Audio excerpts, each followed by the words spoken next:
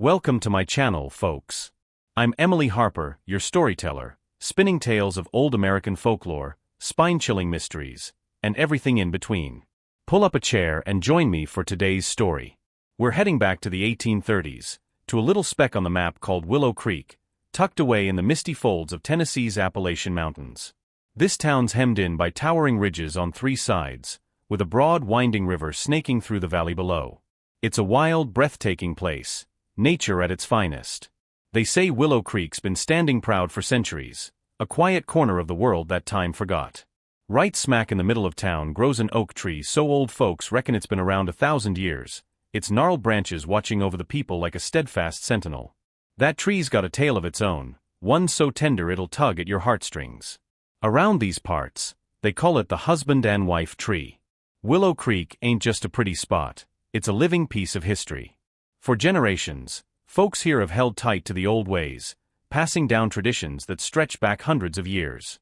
You'll see log cabins dotting the hills, their porches strung with rocking chairs where people swap stories at dusk. A little creek runs through town, spanned by a rickety wooden bridge that creaks under every step. The townsfolk live simple but content, growing corn in the fields, tending to livestock, and trading what they can at the general store. Life's peaceful here, and the people wear their happiness like a badge of honor. Way back when, a couple hundred years ago, this town was home to a girl named Emily Harper.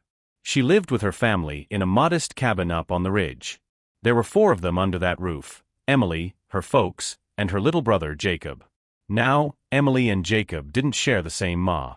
Word has it their pa, Old Man Harper, lost his first wife when Jacob came into the world, died bringing him to life. After that, to keep the family going, he married Martha, who stepped in as the new ma. When Martha first hitched up with Old Man Harper, she treated Emily like her own flesh and blood, doting on her something fierce. But after Jacob was born, things shifted quiet-like. Martha didn't turn mean, mind you, she never raised her voice to Emily. It's just that, between the 2 kids, you could see where her heart leaned. Anything good, be it a fresh apple or a new pair of shoes, Jacob got first pick. Emily? She'd get whatever was left. Now, Martha's favoritism wasn't exactly kindness to Jacob neither. That boy grew up spoiled rotten. She'd coddle him so much, kept him close like he'd break if the wind blew too hard, that he turned out frail. Always under the weather, that one. By the time he hit 6, he took sick something awful and ended up bedridden. Out here, folks live by the land, you eat what the mountain gives you, they say. The Harpers made their living foraging herbs from the hillsides, wild ginseng, goldenrod, whatever they could find. They'd dry 'em out in the sun and haul 'em down to the town apothecary for a few coins. It was hard scrabble work, sun up to sundown, and money was tight even before Jacob's sickness drained what little they'd saved. That illness hit the family like a storm, and it was about to test them in ways they never saw coming. Life was already a tough row to hoe for the Harpers, but when Jacob took sick, it was like the bottom fell out. To keep that boy patched up, every penny they'd scraped together went up in smoke. Doctors' visits, tonics, you name it. Old Man Harper felt the weight of it most. With a family to feed, he'd drag himself out before the rooster crowed, trudging up the mountain to forage herbs. He'd come back long after the stars were out, hands scratched and back bent, with just enough ginseng or sassafras to trade for a few coins. Food was scarce, and to stretch what little they had, he'd fill his belly with wild berries or crabapples he found on the slopes. Then he'd shuffle home, wave off supper, and tell the family he'd already eaten. They all knew it was a lie, but nobody called him on it. One day, Emily couldn't take it anymore. She'd saved her cornbread from breakfast, plain and crumbly, but it was something, and pressed it into her pa's rough hands. "Pa, eat this," she said, her voice soft but firm. Old Man Harper stared at that cornbread like it was a lump of gold, his eyes getting misty. "I ain't hungry, darlin'," he rasped, pushing it back. "You keep it." But Emily wouldn't budge. "I ain't hungry neither," she insisted. "Up on that mountain, there's blackberries sweeter than honey. This is yours." He tried to argue, but she just shook her head, stubborn as a mule. Finally, Old Man Harper let out a weary chuckle, split the cornbread in 2, and handed her the bigger piece. He nibbled the smaller one, ruffled her hair, and said, "You're a good un, Emily. Now get on home, your pa's full up." Then she piped up, "Pa, can I come with you tomorrow? Help pick them herbs." Old Man Harper's face clouded over. You got Shulin to do, he said, firm-like. Can't let your lessons slide. Maybe when you're older, you can tag along. See, the Harpers might have been dirt poor, but old man Harper had a rule: no matter how hard times got, his kids wouldn't miss out on book learning. He'd go without sleep or supper before he'd let them go without an education. So off he went up the mountain again, and Emily gathered her slate and primer, heading down to the one-room schoolhouse in town. She hadn't gone far when she heard Martha muttering behind her, "Shulin for a girl, what's the point? We're barely scraping by, and she's off to read books she'll never use.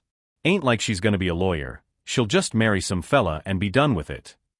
Emily's eyes stung with tears as she walked away, whispering to herself, "That's the last time I set foot in that schoolhouse. I'm through." Emily trudged down to the schoolhouse, tears still prickling her eyes from Martha's words. The little building sat at the edge of Willow Creek, a weathered shack with a tin roof and a single bell dangling out front. Inside, Mr. Ellis, the town schoolmaster, was scratching sums on a chalkboard, his spectacles slipping down his nose. He spotted Emily slinking in late, her shoulders slumped, and waved her over. "What's eating you today, Miss Emily?" he asked, his voice gravelly but kind. She lifted her head, cheeks streaked, and blurted out, "Sir, what's the use of a girl learning to read? Ain't it true what folks say, that a woman's only good if she's got no head for books, just a knack for keeping house?" Mr. Ellis set his chalk down and chuckled, a low rumble that filled the room. "Now, who's been filling your head with that nonsense, child? Books are a treasure chest, there's gold in them pages. You telling me that don't matter?" Emily fidgeted, her voice small. "But I heard it said a woman without learning is virtuous. If I'm just gonna marry some fella anyhow, what's all this ciphering and spelling good for?" Mr. Ellis leaned back, patient as a saint. "That old saying? It's a twist on something finer. A woman who can read and think, she's a rare bird, one with grit and grace. Sure, some folks waste their learning on gossip rags or stirring up trouble, but that ain't you. A sharp mind's a gift, not a curse. Virtue ain't about staying ignorant, it's about knowing what's right and doing it." Emily blinked, the fog in her head starting to clear. "Thank you, sir. I reckon I get it now." Mr. Ellis squinted at her. "Something else gnawing at you, ain't it? What's got you so blue?" She nodded, spilling the whole mess: Jacob's sickness, the family's pinched purse, and how they couldn't scrape together the nickel-a-month school fee anymore. Mr. Ellis waved a hand like he was swatting a fly. "Money's no bother. Tell you what, after I'm done teaching the town kids, you swing by my place. I'll drill you on your letters myself, free and clear. How's that sound?" Emily's face lit up. "For real, sir." "A man's word is his bond," he said with a grin. "When have I ever steered you wrong?" She thanked him fierce, heart pounding with a flicker of hope. A good teacher like Mr. Ellis wouldn't let a bright spark like her flicker out just 'cause her pockets were empty. Back home, she told her folks the plan. Martha snorted from the corner. "What's that fool girl up to now?" Old man Harper's temper flared. "She ain't a fool. You don't just quit learning 'cause times are lean." Emily cut in, calm but steady. "Pa, you ain't quitting. I want to help you forage instead, ease the load." Martha rolled her eyes. "Jacob's the boy, he don't need books neither. A girl wasting time on lessons? She'd be better off finding a decent husband." Old man Harper stormed out to the porch, lighting his pipe in a huff. He hated how useless he felt, how he couldn't even keep his girl in school. Emily followed him, tugging his sleeve. "Pa, don't fret. Mr. Ellis swore he'd teach me after hours. I'll learn and help you both." Old man Harper's hands shook as he pulled her close, relief washing over him like a cool rain. Spring turned to fall, and the years rolled by like a fast-moving creak. 8 summers came and went, and Emily Harper wasn't that scrappy little girl anymore. She'd blossomed into a striking young woman, tall and sure-footed, with a spark in her eye that could light up the darkest holler. All those years, she'd stuck to her promise. Days spent tromping the hills with old man Harper, learning every root and leaf that grew wild in Appalachia, sassafras for fevers, ginseng for strength. At dusk, she'd hustle down to Mr. Ellis's cabin, poring over dog-eared books by lantern light. She'd taught herself from old almanacs and herbals, piecing together remedies like a quilt. By now, folks in Willow Creek called her the town healer, half out of awe, half out of need. Only thing she couldn't fix was Jacob's ailment. That boy's sickness was a stubborn mule, and no tonic she brewed could kick it loose. One crisp morning, Emily was up on the ridge, basket slung over her shoulder, hunting for anything that might help Jacob. She squinted through the mist and spotted it, a rare racer mushroom clinging to a rocky outcrop, its reddish cap gleaming like a promise. She figured it might just be the ticket to get Jacob back on his feet. Scrambling closer, she froze mid-step. There, coiled in the grass, was a rattlesnake bigger than any she'd ever seen, its scales glinting like polished copper. It writhed, rattling low, eyes glassy with pain. Emily stumbled back, heart hammering, but the snake didn't strike. It just stared at her, pleading-like. She edged forward, cautious as a deer, and saw the trouble. The rattler's belly was swollen tight, a sure sign it was a mama snake struggling to birth her young. "Poor thing," Emily murmured, her healer's instinct kicking in. "You need a hand, don't you?" The snake's head dipped, almost like a nod. Time was ticking. Without help, both mama and babies were done for. "All right," Emily said, rolling up her sleeves. "I'll get those little ones out. You stay still now." The rattler went limp, trusting her. She knelt beside it, hands steady as she pressed along its coils, easing the stuck young uns free. After a tense spell, she gave a gentle tap and said, "Push now, you're almost there." Sure enough, out slid a clutch of eggs, one cracking open to reveal a tiny green snake, its shell split from a rough tumble inside.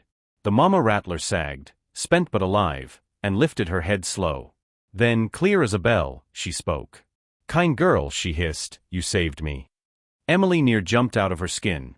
Talking snakes weren't exactly common in Tennessee. The rattler flicked her tongue, soothing-like. "Don't be afeared.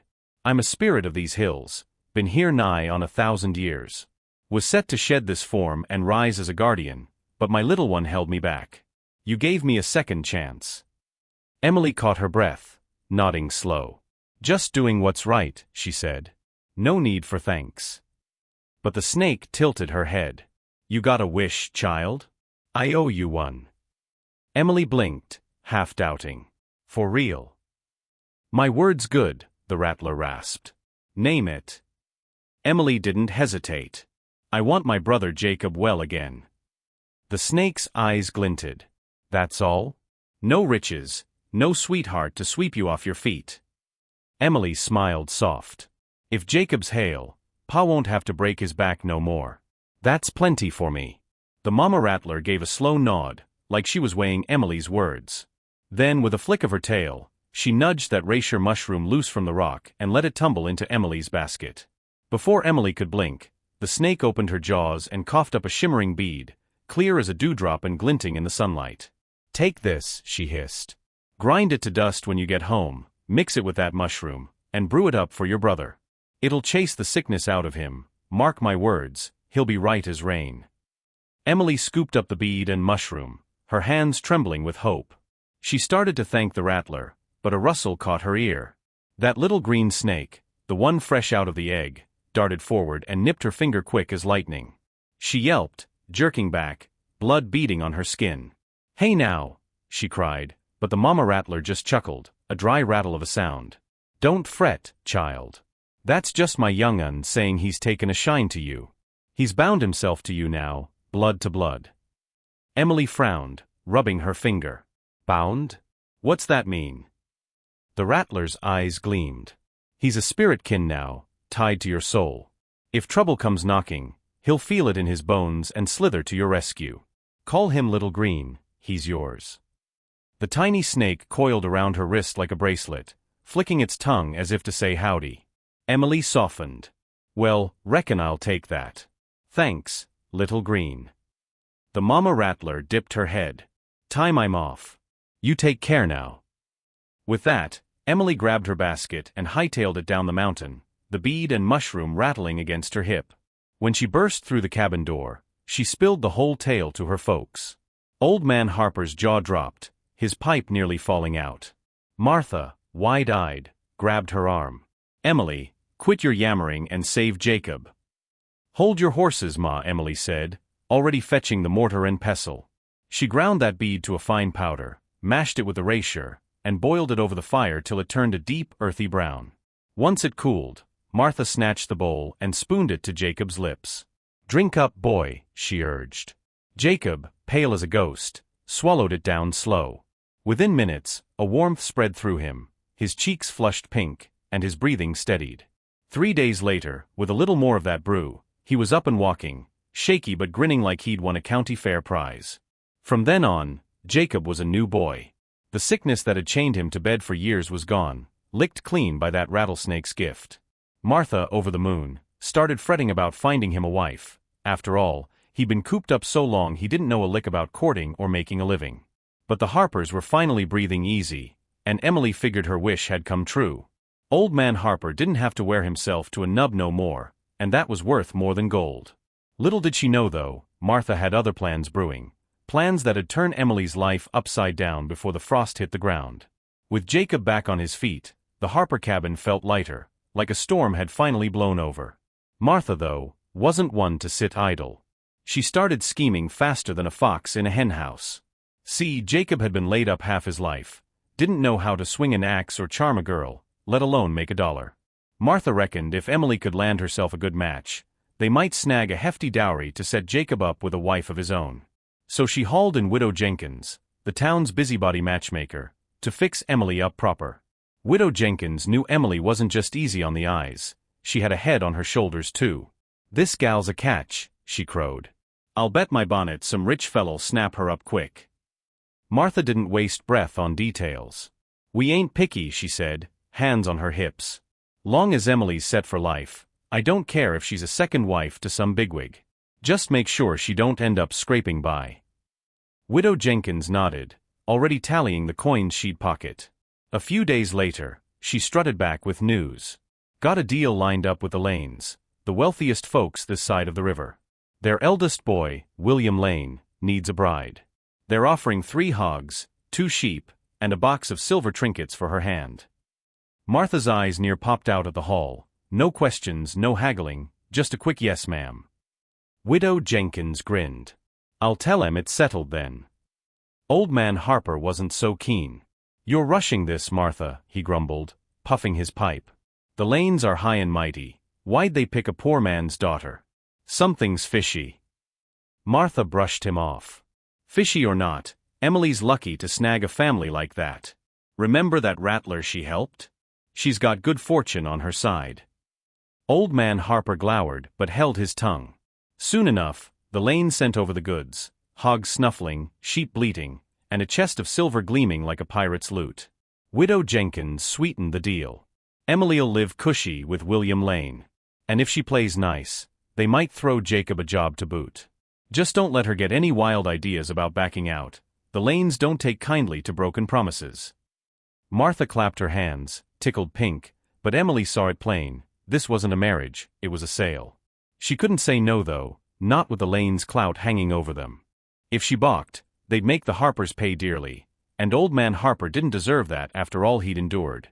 Next day, he hitched up the mule and rode into town to dig up dirt on the Lanes. What he found turned his stomach. Turns out William Lane had come down with a queer sickness a while back, bedridden, wasting away, and no doc could name it. Word was a traveling preacher had told the family a bride might wash away the curse. The Lanes couldn't rope in a rich man's daughter, every fancy gal in town knew the score, so they'd settled on Emily, a good-hearted nobody they could buy cheap. Old man Harper stormed home, fit to be tied. "You sold her to a dying man," he roared at Martha. "If William kicks the bucket, she's a widow before she's 20. Even Jacob piped up, red-faced. "I don't want my sister traded off for me." Martha slapped him hard. "I did this for you, you ungrateful whelp." But the guilt gnawed at her too. Emily, overhearing it all, chased after Jacob when he bolted outside. She found him by the creek, head in his hands. "I'm sorry, Em," he mumbled. "This ain't right." She hugged him tight. "Don't you fret. I'll be fine. Long as you're happy, I'm happy." Her heart ached, but she'd made up her mind. Family came first, no matter the cost. That night, Emily sat by her window, tears slipping down her cheeks. She wasn't crying over the wedding come morning or leaving the cabin behind. No, it was her real Ma she missed, the one who died bringing Jacob into the world. "If you were here, Ma," she whispered, "would things be different? The thought hung heavy, but then a creak snapped her out of it. The window shutter rattled, and in slithered little Green, grown big as a bullwhip now, his scales catching the moonlight. Most folks would have screamed bloody murder at a snake that size, but Emily's face broke into a grin. "Little Green," she hollered, soft-like. Jure hier. He coiled up beside her on the quilt, cool and familiar. "What brings you back?" she asked, stroking his head. Little Green flicked his tongue. "Ma says you're tying the knot tomorrow. I came to see you off." Emilys Brau Forovet. How'd she know? "She's a guardian spirit now," he hissed. "Flew up to the heavens a few nights back and sent me a dream to help you through this." Emily sighed, her shoulders sagging. "Thanks, but it's too late to back out now. Wedding's at sunup, can't risk the lanes turning on Pa if I run." Little Green tilted his head. "Ma says William Lane's a decent fella. Stick with him, and you'll find your happiness." Emily bit her lip. "Maybe, but Pa heard he's on death's door. Even if that preacher's right about a bride saving him, I reckon he's too far gone." Little Green's eyes glinted. "Who says I can't fix him?" he bragged, puffing up a touch. Emily perked up. You serious? "Sure as shootin'," he replied. "Take me along tomorrow, I'll check him out." She hesitated, eyeing his long, slinky body. "How am I supposed to sneak you into the Lane place?" Little Green winked, or as close as a snake can, and shrank down in a flash, till he was small enough to fit in her pocket. "That'll do," she laughed, tucking him away just as Martha poked her head in. "Who you jawing with, girl?" she snapped. "Nobody, ma. Just dozing off," Emily fibbed, nutging Little Green under the quilt. Martha squinted, then shrugged. "Get some rest. Tomorrow's your big day, Lane's got rules aplenty, and you won't be traipsing back here easy." She shut the door with a soft sorry, leaving Emily to her thoughts. Come dawn, the Lane family's wagon rolled up, decked out with ribbons and bells. Emily got dolled up in a crisp white dress, nothing fancy, but it'd do, while Martha fussed over her hair. Then they hoisted her into the flower-draped cart, and off it went, rumbling through Willow Creek with a racket of whoops and fiddle tunes. Townsfolk lined the road, some whispering pity. "Poor gal," they muttered, hitched to a corpse for a fistful of silver. Emily kept her chin up, she'd heard worse, and folks could cluck all they wanted. When the cart pulled up to the Lane estate, a sprawling spread with whitewashed fences and a big porch, something wild happened. William Lane, who'd been out cold for weeks, sat up in bed the second Emily stepped through the gate. His pa, Old Man Lane, hooped like a kid at Christmas. "She's a lucky charm, all right," he crowed. "Maybe this wedding'll pull him through." Truth was, that was the Mama Rattler's doing, stirring William awake to repay Emily's kindness. The ceremony went off quick, with William propped up by a manservant, pale but breathing. Soon as the preacher said man and wife, though, he keeled over again, out like a light. The help scurried him to the bridal chamber, and Emily followed, Little Green twitching in her sleeve, ready to set things right. Once the servants cleared out of the bridal chamber, Emily shut the door tight and fished Little Green out of her sleeve. He uncoiled onto the quilt, eyeing William, who lay there limp as a rag doll, his breath shallow and ragged. Emily pressed her fingers to his wrist, feeling for a pulse, steady but faint. She frowned, poking and prodding half the night, but couldn't pin down what ailed him. "Little Green," she whispered, "what's wrong with him? Can you fix it?" The snake slithered closer, peering at William with those sharp, glinting eyes. "He's got poison in him," he hissed. "Some low-down skunk slipped him a dose, old as the hills, this trick. I can pull it out." "Reckon you can?" Emily asked, hope flickering. Little Green puffed up proud. "Watch me." Quick as a whip, he sank his fangs into William's arm. Emily flinched, but then she saw it, black specks fading from his skin like ink washing away. William's face went from chalk white to rosy, his chest rising stronger with every breath. "He'll wake soon," Little Green said, sliding back to her side. "Don't tell a soul I did this. Whoever poisoned him ain't done, they'll try again. We gotta catch him red-handed to keep him safe." Emily nodded, tucking him back in her sleeve just as William's eyes fluttered open. He blinked at her, groggy but alive. "Darlin'," he croaked, "did you save me?" Emily gave a small smile. "Something like that." "How you feeling, husband?" Better'n I've been in months, he said, sitting up slow. Much obliged. She leaned in. Any notion who'd want you in the ground? Before he could answer, the door swung wide, and in strutted Clara Lane, William's sister, and her husband Jack Dawson, all grins and crocodile tears. Well, I'll be. Jack crowed. You're awake, brother-in-law. Thought we'd lost you for good. Would have been a shame, leaving this big OL ranch to fend for itself. William's jaw tightened. Cut the hogwash, Jack. You've been itching to see me 6 feet under so you can snatch the lane spread. Jack's grin froze, and Clara stepped in, cool as ice. Now Will, don't be sore. Pa's always doted on you, never gave me a second glance. If you're gone, I'm next in line. Ain't personal, just business. Jack lockete door behinsem. Let's finish this quiet-like, he said, cracking his knuckles. We'll pin it on your new bride here, say she did you in. William bristled. You'll swing for this, you two-faced. But before he could finish, Old Man Lane burst in with a posse of ranch hands hollering, what in tarnation's going on? Clara paled. Bah! How'd you? Old Man Lane's face was thunder. That preacher warned me someone close was out to get my boy. Didn't want to believe it, but here you are, plotting like vipers. Jack sneered, done pretending. Fine, you caught us. Might as well take you all down. His body swelled up sudden, skin turning warty and green. He wasn't no man, but a giant toad spirit, spewing purple fumes from its maw. Hold your breath. Emily yelled, shoving William behind her. The toad lunged, jaws gaping to swallow her whole. William threw himself in front, shielding her, but little green shot out of her sleeve, swelling up huge in a heartbeat. With one chomp, he swallowed the toad whole, leaving Clara screaming as her husband vanished down his gullet. Little green turned to Emily, scales gleaming. That's that, savior gal. Troublestone. I'm heading out. See you round. Take care, little green, she called as he melted into a streak of light and vanished. Old Man Lane stared, slack-jawed, while Clara crumpled, sobbing over her toadman's end. The truth spilled out. She'd run off years back, hitched up with that critter, and cooked up this scheme to nab the Lane fortune. Now, with William hale and hearty, Old Man Lane hugged Emily tight. Jurea Gottsend, girl. The Lanes owe you everything. After the dust settled, Clara Lane was a broken heap, her toad husband gone, her schemes up in smoke. She'd spilled her guts to Old Man Lane, how she'd bolted from home years back, fed up with being second fiddle to William, and met Jack down by the river. He'd saved her from drowning herself, and she'd fallen hard, marrying him despite his warty secret. Together, they'd hatched a plan to bump off William and claim the Lane ranch, figuring no one suspect a sister's hand. But Emily's arrival, and Little Green's bite, threw a wrench in it all.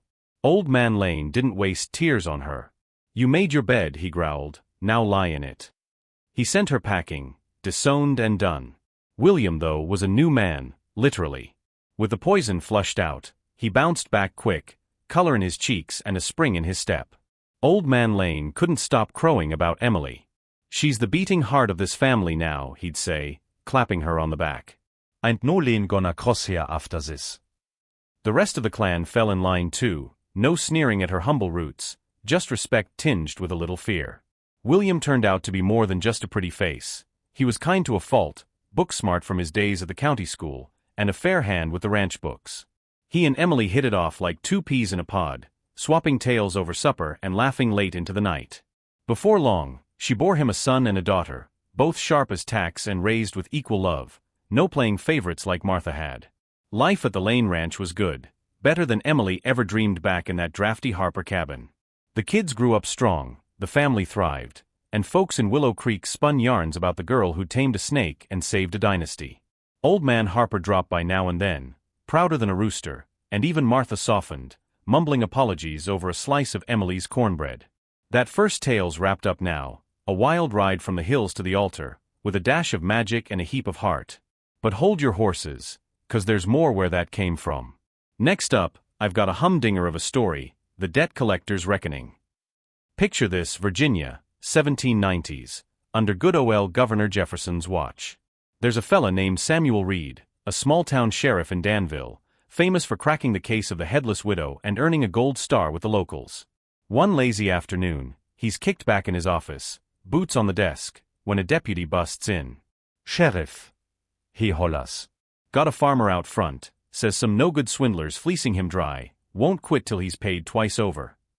Samuel cracks his knuckles, sits up straight, and says, "Bring me his complaint, son. Time to sift the wheat from the chaff." Stick around, folks. This one's gonna be a doozy. Welcome back, folks. We're diving into a fresh tale today, the debt collector's reckoning. Picture Virginia in the 1790s. Thomas Jefferson's running the show as governor, and out in the rolling hills of Danville, there's a man named Samuel Reed. He's the sheriff round these parts, a lean fellow with a hawk's eye and a reputation bigger than the Blue Ridge itself. Word is, he cracked the case of the headless widow a while back, tracked down the killer with nothing but a bloody axe and a hunch. The townsfolk still tip their hats to him, calling him the law's own bloodhound. On this particular afternoon, Samuel's kicked back in his office, a squat log building with a creaky porch, boots propped on the desk and a whittling knife idle in his hand. The door bangs open, and in hustles Deputy Tom, red-faced and panting. "Sheriff," he yelps. "Got a farmer out front raising cane," says some slick-talking cheats bleeding him dry and won't let up.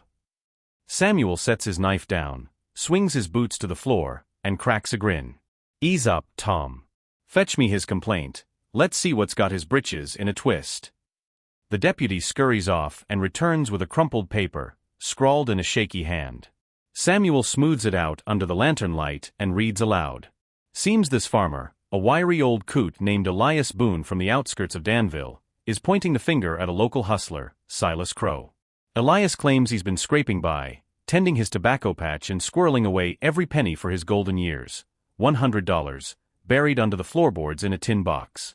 Here's the rub. Silas, a smooth operator who trades in horseflesh up north, came knocking a while back. Said he was short on cash for a big haul and needed a loan, $100, with a promise to pay it back plus interest by year's end. Elias, soft-hearted and figuring a neighbor's word was good, handed it over with Silas signing a note right there. Trouble is, Silas turned tail on the deal. Elias hounded him for months, but Silas just sneered, claiming he'd paid up ages ago and threatening to run Elias off his own land if he didn't quit yapping. "That's my life savings," Elias wrote, "hard-earned money to keep me out of the poorhouse. This thief's fixing to ruin me. Please, Sheriff, make him pay what's owed or I'm done for." Samuel folds the paper, eyes narrowing. "Well, I'll be damned," he mutters. "A snake like that slithering around under the sun? "Tom, round up Silas Crow and drag him in here pronto." We're gonna sort this mess out." Deputy Tom didn't waste time. By sundown, he'd hauled Silas Crow into the sheriff's office, a ramshackle courtroom of sorts with a battered desk for a judge's bench and a couple of splintery chairs.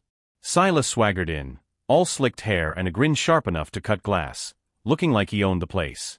Elias Boone shuffled in behind, stooped and weathered, his hands wringing a frayed hat. The air crackled as the two locked eyes, Elias spitting mad, Silas cool as a cucumber. "Samuel banget atin cap on the desk like a gaffel." "Settle down, both of you," he barked. "We're hashing this out fair and square." Elias didn't hold back. "You rotten skunk," he hollered, jabbing a finger at Silas. "I paid you square, $100, signed and sealed, and now you're greedy enough to demand it twice?" "I got the note right here." He slapped a crumpled paper on the desk, the ink smudged but clear, Silas Crow's scrawl promising to repay $100 plus a cut of profit. "You ein peit adime, Elias Fumet. Here we are, plenges de, with the sheriff wetching. Who you gonna weasel out of this?" Samuel leaned over, squinting at the note. "Looks legit to me," he said, passing it to Silas. "Your marks on it, Crow. Owe a man his money, you pay up, that's the law." Silas barely glanced at the paper, smirking like a cat with cream. "Sure, I signed it, Sheriff. But I paid him back, full and then some, 5 years back. Ain't my fault he's too addled to remember." Samuel's brow furrowed. "You got proof, Crow?" "Witnesses? A receipt?"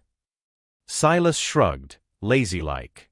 "Was just me and him when I handed over the cash. No need for fuss. Who carries a notary in their pocket?" Elias near exploded. "Liar. If you'd paid, I'd have burned that note years ago. Why'd I wait till now to chase you down if I wasn't owed?" Silas crossed his arms. "Beats me. Maybe you're just a sore loser looking to fleece me twice. Samuel rubbed his chin, sizing them up. One of you's spinning a tall tale, and I don't cotton to liars in my town. Crow, you say you paid, no proof, just your word. Elias, you say he didn't, got the note, but no one saw the deal go sour.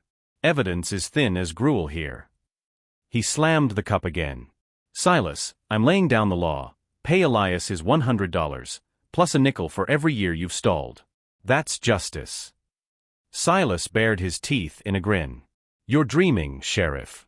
I paid him. Elias is the crook, cooking up this stunt to rob me blind.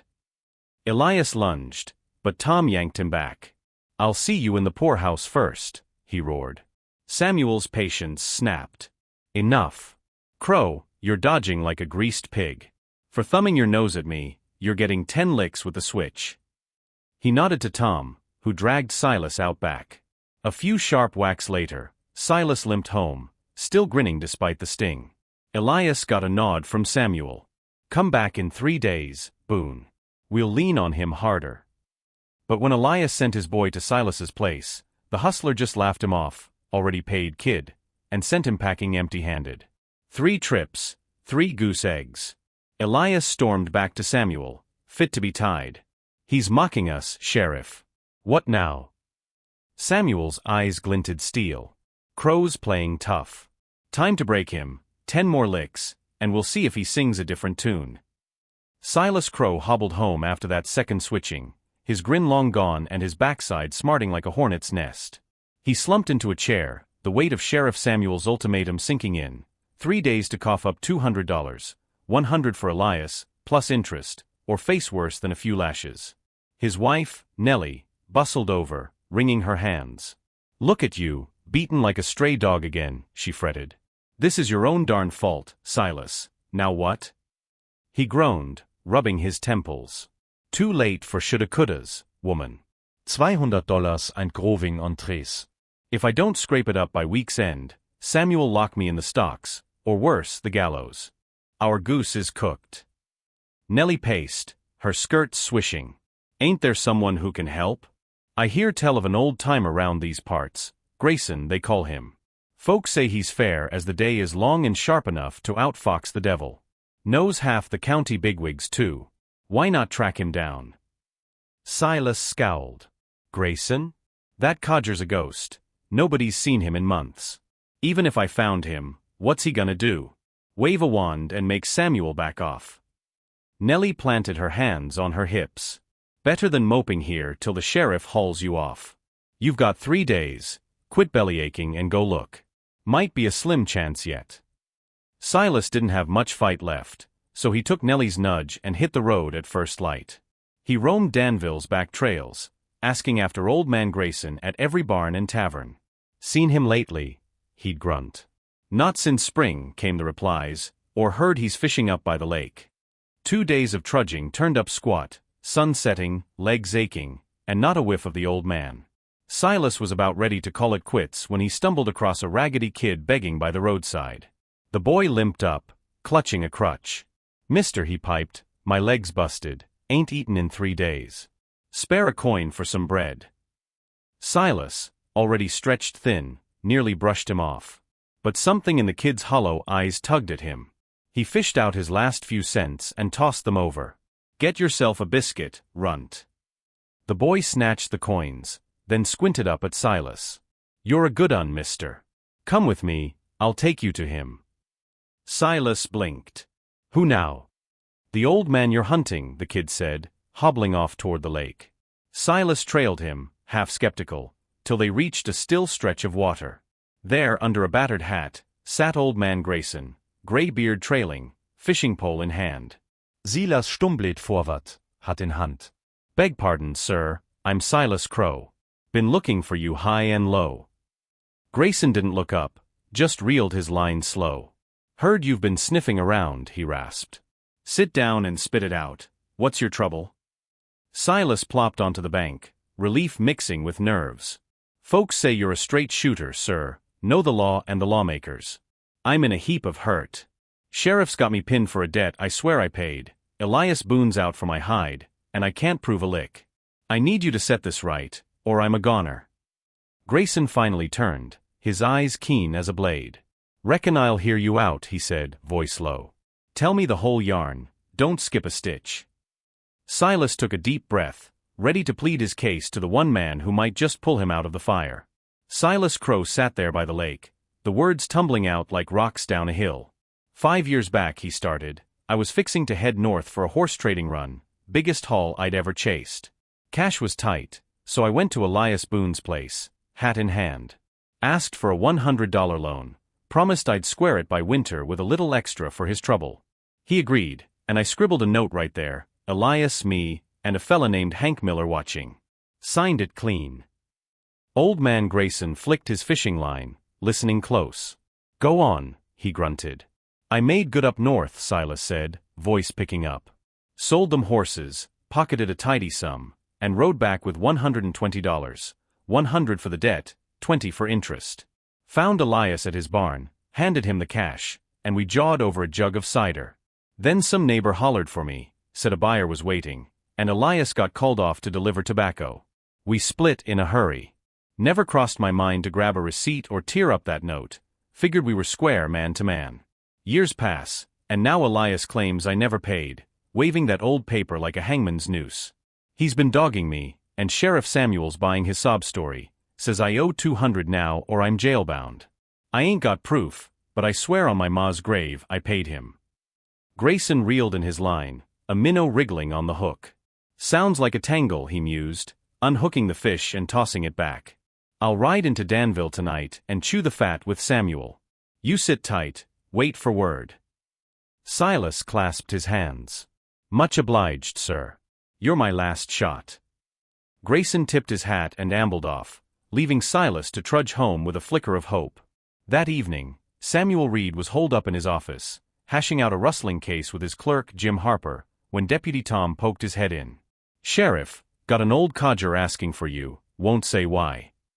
Samuel frowned. This hour? Must be urgent. Send him in. Tom ushered in old man Grayson, stooped but steady, his boots scuffing the floorboards. Samuel's eyes lit up. Grayson. Been too long, thought you'd up and vanished. Grayson eased into a chair. Not yet, son. Sorry to barge in late, got a burr under my saddle. Samuel waved Jim off and leaned forward. What's cooking? Grayson scratched his beard. You got a case with Elias Boone and Silas Crow, debt gone sour. Elias says Silas owes him $100, note and all. You're siding with him, right? Samuel nodded. Paper's clear as day, Silas signed it, and he's got no proof he paid. Open and shut. Grayson cocked an eyebrow. Maybe not. Truth's trickier than a fox in a henhouse. Silas swears he settled it 5 years back, $120, cash in hand. No receipt though, both got distracted, and it slipped. Samuel leaned back, skeptical. No proof, no dice. I can't take a man's word over ink. Grayson's voice dropped low. Justice ain't just what's on paper, Samuel. You're quick with the gavel, fairness takes more digging. Silas might be a blowhard, but Elias could be playing a sharper game. Greed's a mean master, heard tell Boone's been eyeing a new plow, maybe saw a chance to double dip. Samuel bristled. You saying I botched it? Saying you might have rushed it, Grayson replied, calm as a pond. I ain't got the fix yet, but I'll nose around. You think on it, right's right, even if it's messy. Samuel sighed, rubbing his neck. All right, old man. You've got my ear. What's your play? Grayson grinned.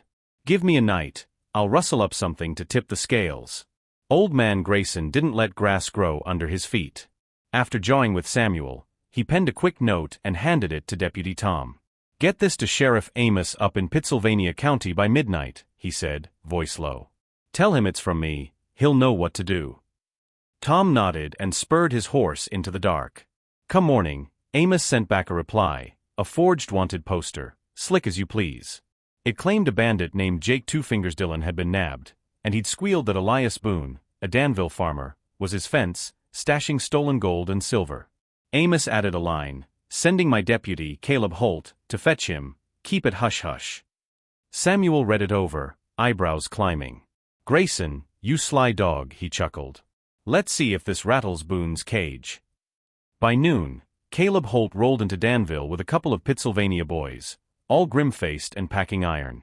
They marched straight to Elias Boone's clapboard shack, Samuel and Tom trailing close. Caleb banged on the door. "Elias Boone. Open up, this is the law." Elias cracked the door, squinting out, his face going gray when he saw the badges. "What's this about?" he stammered. Caleb didn't blink. "You're Elias Boone." "Yes, sir, that's me," he mumbled, sweat beading. Without a word, Caleb's men barged in, slapping cuffs on him faster than a jackrabbit. "Hey now!" Elias yelped. "What'd I do?" Caleb tossed him the poster. "Read it and weep. Jake Dillon singing like a canary, says you're his money man." Elias skimmed the paper, eyes bugging out. "This is hogwash. I ain't no crook, I'll swear it on a stack of Bibles." Caleb crossed his arms. "Swear all you want, we're hauling you in. But if you're clean, you can jaw with us at the jailhouse after supper." Elias flailed. "Hold up, I'll go quiet, just let me square things here first." Caleb glanced at Samuel, who shrugged. "Fine. Eat your grub, we'll wait."